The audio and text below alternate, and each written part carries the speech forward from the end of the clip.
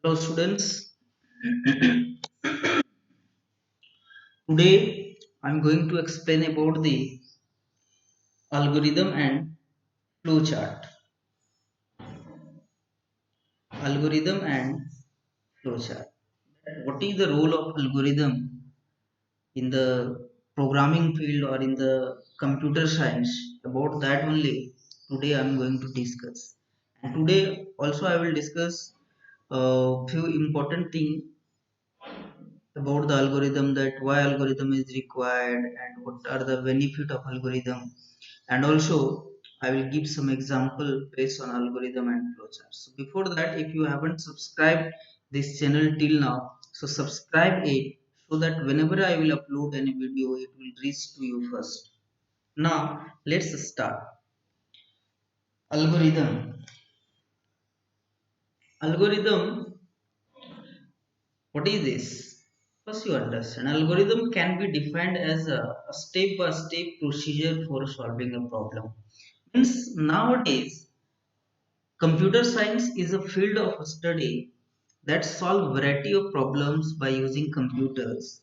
So to solve that problem, we need to write a step-by-step solution for solving the problem or procedure for solving a problem. So in simple language, you can say that algorithm is a step-by-step solution of a given problem. Whatever the problem will be, the solution we can find out through the algorithm. So algorithms use simple English word to write the steps and solve the problems. To solve a given problem by using computer, you need to design an algorithm for the same. Multiple algorithm can be designed to solve a particular problem. Suppose if you have a problem, you can design the multiple algorithm for that. But an algorithm that provides the maximum efficiency should be used for solving the problem. But with the maximum efficiency, the algorithm which having the maximum efficiency should prefer first. Efficiency means what? Efficiency means time and memory trade-off. Time and memory trade-off means what? If you have developed a program or an algorithm for a program that taking so much time but less memory, this is not efficient program. The program will be efficient only when it will take less time, because nowadays the people don't have time, they don't want to wait for long time.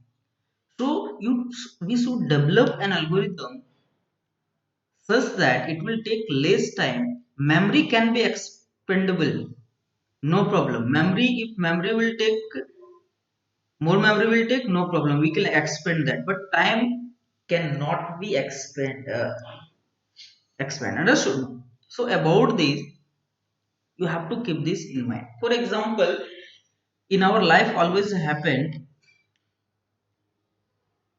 we suppose you have to go Delhi from the Kodarma. What you will do?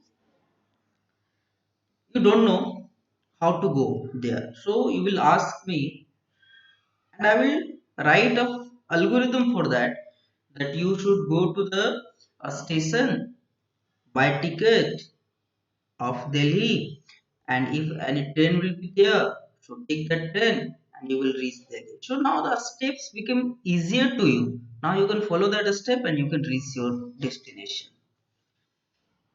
Same thing you have asked with another question.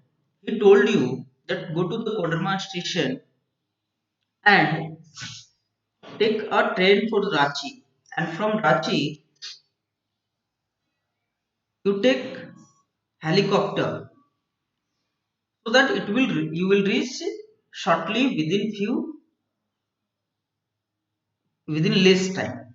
So these are the options, these are the problem solving technique, that multiple problem is there, you are able to solve that problem with multiple way, but which way is efficient, that only you have to choose.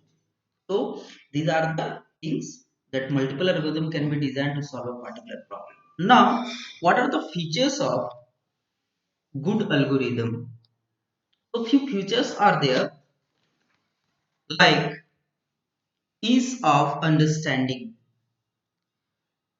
Whenever you are writing the algorithm, it should be in simple English statement that makes the programming logic easy to define and understand. So always you try to use simple English word to write the statement of the algorithm so that logic easily can be defined and can be understood.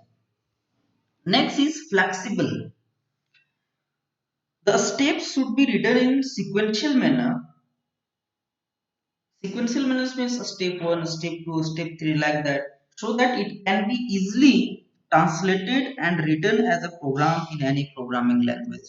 If you are writing in the writing in a step by step in sequence, so it is flexible to change in other programming language. Simply, if you will write the algorithm step by step, then only it is possible. So it's flexible. Why flexible? Because whatever the algorithm you will write for a particular problem, it can be converted into the particular programming language. That's why flexible algorithm is a flexible, precise and unique. Whatever the step you will write in algorithm, it should be precise and accurate. Otherwise, there will be the confusion that how you will convert this into your programming language and like that. So as it would depend on the input and output of the steps of the previous steps. So you should uh, write the steps accurately. That's why precise and unique. Finiteness. The algorithm should stop after a finite number of steps to execute the defined instructions. It means finiteness was any algorithm have a fixed number of steps. Means if the algorithm will start, then definitely it will be a stop. Reusability. Reusability means define an algorithm in such a way that in other certain application can be used it. That is reusability. You can reuse these things. These are the few algorithms and few features of the algorithm. Is of understanding, flexible, precise and unique, finiteness and reusability. Understand about this and remember this. Next is example of algorithm. What is the example I have taken? Just from the real world I have taken an example that how to prepare a glass of milk. Algorithm to prepare a glass of milk. A glass of milk. So first what you will do, first take the milk from refrigerator, write the steps such that so everybody can understand it, and can, if they will follow this, they can do that particular work, means they can prepare a glass of milk. So the first take the milk from the refrigerator, pour the required milk in a vessel, in a particular vessel, light up your gas stove, allow the milk to boil. Now, step 5, from the bowl of sugar, take desired sugar, pour the boiled milk into the glass and stir well, and then milk is ready to drink. So these are the steps. If everybody will follow this, then they can able to prepare a glass of milk. Now, few example of the mathematical manipulation that we use in the programming language, like algorithm to find sum and product of two numbers. Suppose whenever you will write an algorithm to find sum and product of two numbers, so first in programming terms you have to start the algorithm. So what you will do first, the step first will be a start the algorithm, and at last it will be a stop the algorithm.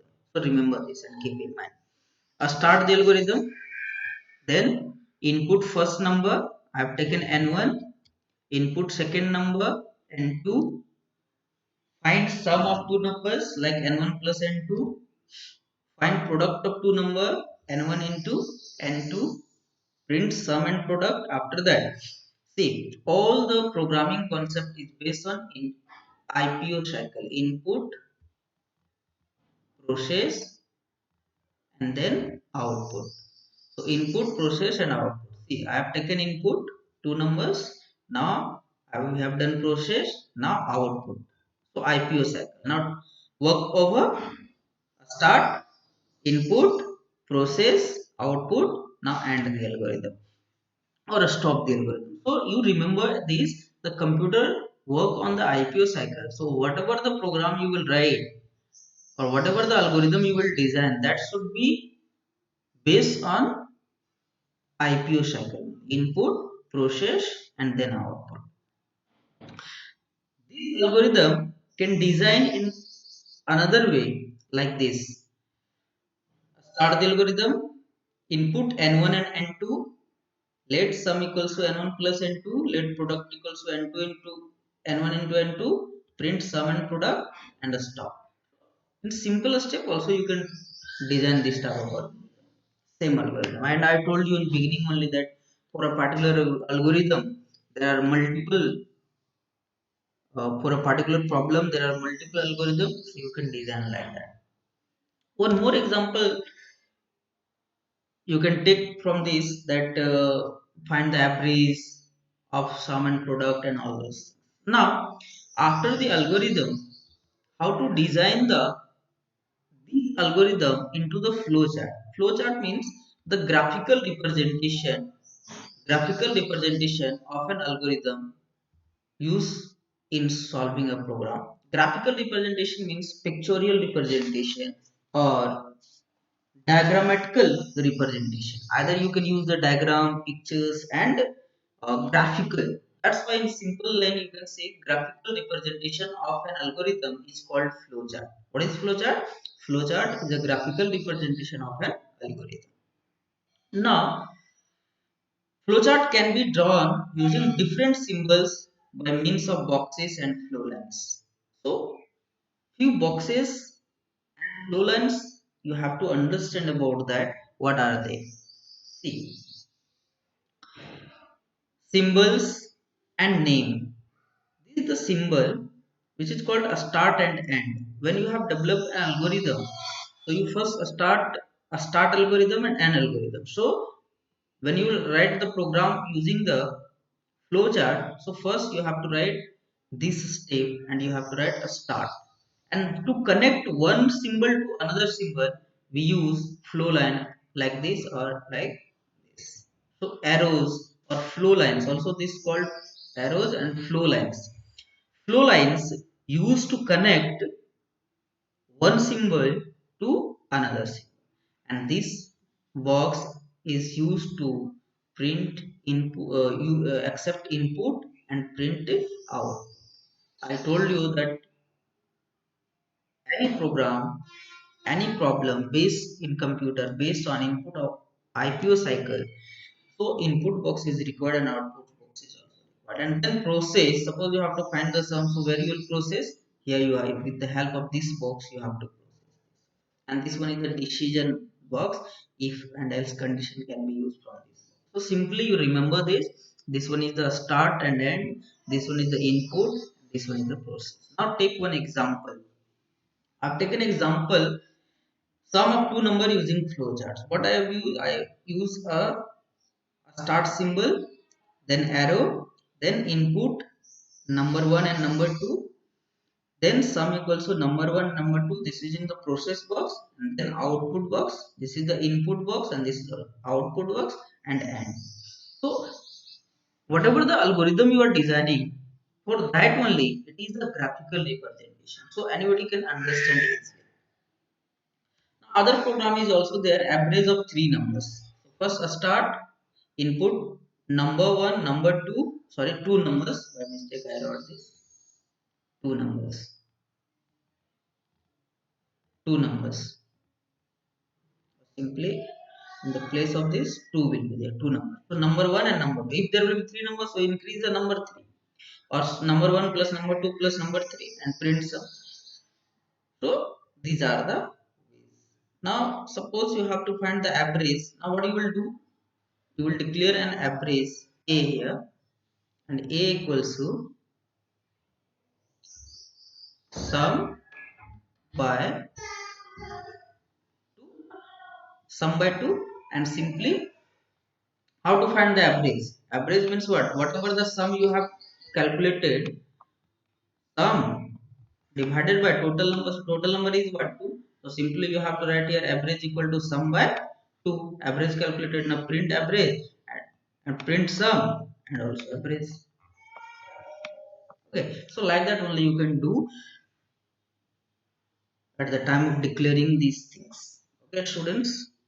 Thank you.